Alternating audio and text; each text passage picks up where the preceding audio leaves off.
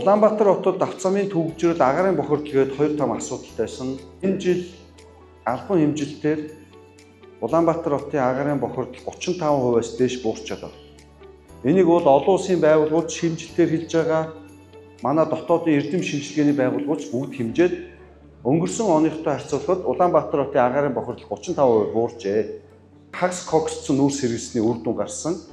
Агаарын бохирдлыг эх жил дахиад 35-аас дээш бууруулна гэж төлөвлөж байгаа. Улаанбаатар хот 3 жилийнхтэйгээ харьцуулахад агаарын бохирдлыг 60 орчим хувь бууруулаад дахиж ингэж агаарын бохирдол гэдэг юм хүнд асуудалтай болохгүй.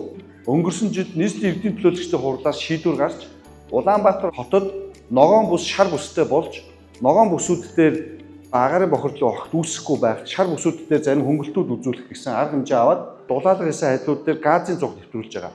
Энэ жил 4856 айлыг газын зууг нэвтрүүлнэ.